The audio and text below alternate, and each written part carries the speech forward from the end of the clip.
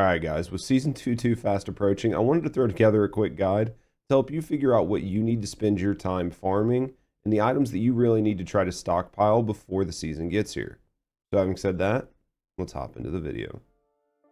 Now before we get into this, there is one thing I want to say, and that is with this being an interim season and not a full-blown season, I think it is very possible to actually over prep for this season. So while there are a couple new things for us to do, a few new guns for us to collect and a couple new descendants coming up, it is still kind of light on content.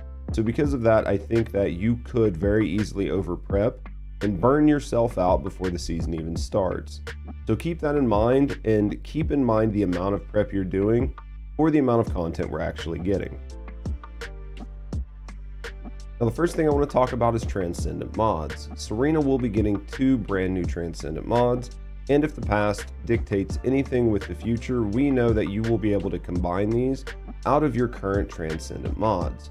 So between now and when Season 2 starts, I would basically not break down any of your Transcendent Mods and save them to combine after the season starts for a good shot at getting the new Transcendent Mods. Now, some of the other items we're going to talk about farming later on can also be farmed in less efficient ways by just doing 400s. Now, when it comes to 400s, 400s are typically the least efficient way to farm some of the materials we talk about, but 400s give you a lot of different materials, and because of that, you might find yourself just farming 400s instead of some of the more specific sort of content we talk about, and that's not a problem because it will let you get things like additional Transcendent Mods passively that you can use and hold going into Season 2 too. Now, a lot of people are probably going to pick up Serena within the first day or first couple days of the new content.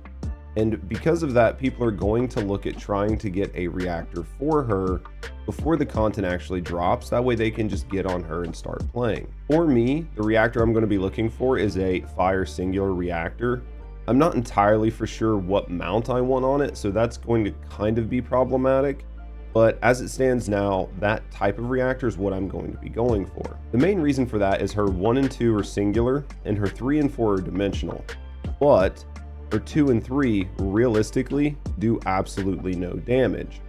And if you look at her 4 without a red mod on it, it's basically just a buff as well, which doesn't really do any damage. So because of that, I decided to go with the singular reactor, and I think that's probably going to be the play for a lot of people.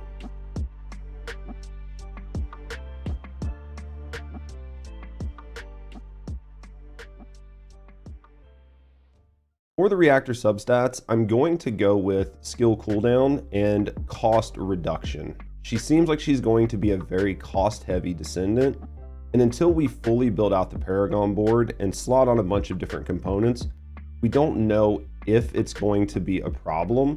So it's best to just build around it now, because we can always offset things with different, or we can look at maybe changing up her Paragon tree to offset some of the stuff we do with her reactor.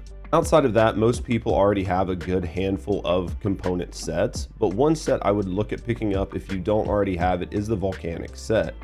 This set buffs a lot of different weapon damages, and with Serena being a weapon type descendant, this is probably going to be a decent set. It might not be meta, but it could be a good set.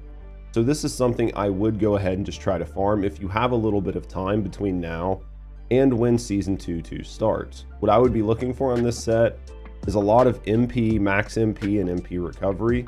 The whole goal here is just to keep her MP up as much as possible, so she can spend as much time in the air as possible, because that's where she does most of her damage. Now, when it comes to catalysts, realistically, I think for your average gamer, you should be looking to try to have 20 catalysts between now and when the update drops. I'm not saying you should have 20 additional, but you should be looking at trying to be in the neighborhood of around 20. Now, having said that, there is 1 descendant and 4 guns dropping, which is 5 total new items that need to have catalysts. And you could be looking at a minimum of 50 cats if you want to do all of them. But I don't think all of the new weapons are going to be good. I think some of them are going to be niche, but I realistically think only maybe 1 or 2 of them are actually going to be usable. So because of that, I would just expect to bring 20 cats, 10 for Serena, and 10 for whichever weapon the community decides is actually worth using. Now, I'm personally leaning toward Malevolent. I think this gun has some serious potential, but we need to try it in game, and we need to see how the new multi-shot mods affect this weapon and this type of weapon. Also, I think that the Ancient Knight may be a really solid gun for Serena. I don't think it's going to be really good for a lot of other Descendants, but I think that this gun was actually built around Serena, and with her bonus to attack while she's in the air and a bunch of other things that she gets within her kit, this gun might synergize well with her and could be a very fun play if you like Serena. So I would keep this gun in mind as well. Now, I would say you need to farm up as much gold as you can between now and when the season starts. Ideally, you're going to want to have between 1 to 200 million gold. The easiest way to do this is going to be to run your invasions every day and then just farm spec ops when you have time. When you're farming spec ops, put on everything you can to boost gold drop rate. Not only are you going to probably need gold going into the next season, for the weapon upgrade materials that we're going to talk about you needing next, you're going to burn through a lot of gold just prepping these as well. So all in all, gold is a very highly sought after resource and something that you should probably spend a little bit of time farming between now and when the new season goes live. Now, one of the first weapon upgrade materials I want to talk about is Legos. I have a feeling you're going to need quite a few of these. For me personally, anytime I build a weapon, I typically go through about 1,000 of them. Sometimes I can get away with 800. Sometimes I end up rolling through about 1,600 of them if I just have really bad RNG on the weapon roll that I'm trying to get. At the end of the day, I'm thinking that maybe 1 or 2 of the season pass weapons are going to be worth having. So having somewhere between 2 and 2.5k of these resources just stockpiled, already ready to go, is probably going to be a smart thing. Now, with the Paragon board and the other changes that are coming, there's a good chance that some of the current weapons we have might need to be readjusted just because of how the Paragon board is going to sort of interact with those and with the Descendants that are using them. So having more than 2.5k of these might be the play, but it's entirely up to you if you want to farm the extra resources. Now, since we're planning on at least 1 to 2 of these new weapons actually being viable, you will want to go ahead and have 2 weapon cores just laying around. Ideally, you would have 4, 1 for each of the new weapons, but just having 2 should be good enough. But you can't just have cores without upgrade cores and disruptors, and you're going to need a bunch of those as well. I'm personally planning on bringing about 500 disruptors with me, which is, I think, a reasonable number, but some people will think it's kind of low. Outside of that, when it comes to upgrade cores, bring as many as you can get your hands on. These things, we all know how it goes, and the RNG on getting exactly what you want is pretty abysmal. So even if you have dozens or hundreds of these stockpiled, you're going to probably burn through them all just trying to get one weapon the way you want it to be. Now, I do want to note 2 different things when it comes to the weapon cores. The first thing I want to bring up is the Void Erosion stage 1 through 29 is about to get nerfed.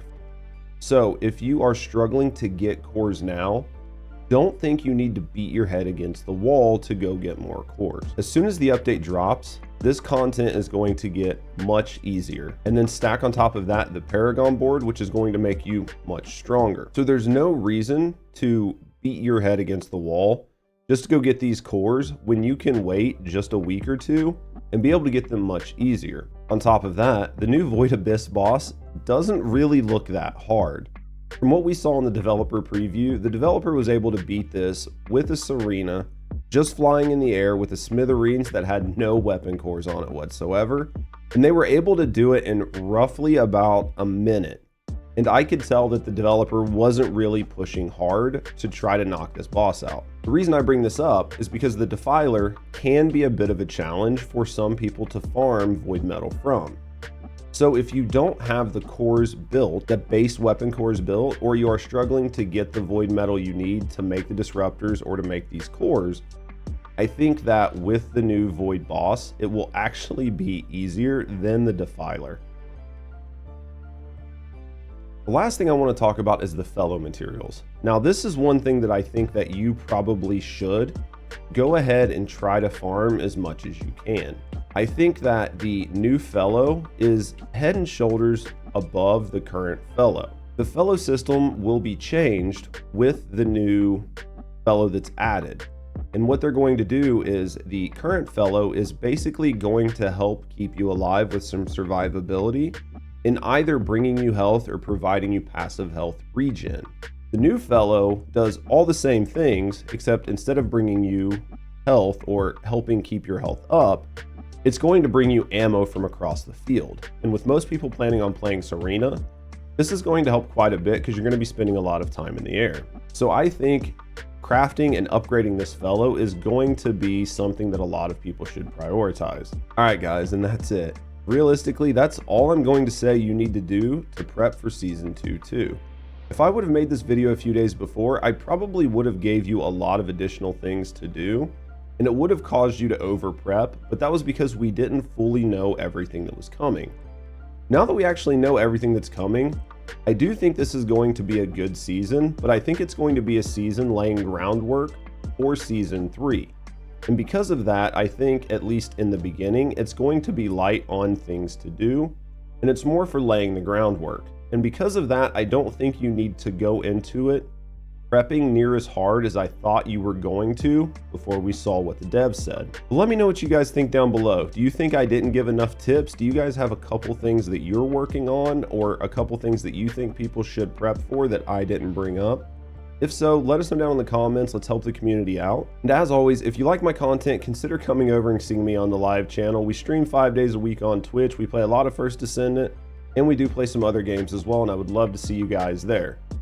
As always, thanks for watching, and have a great day.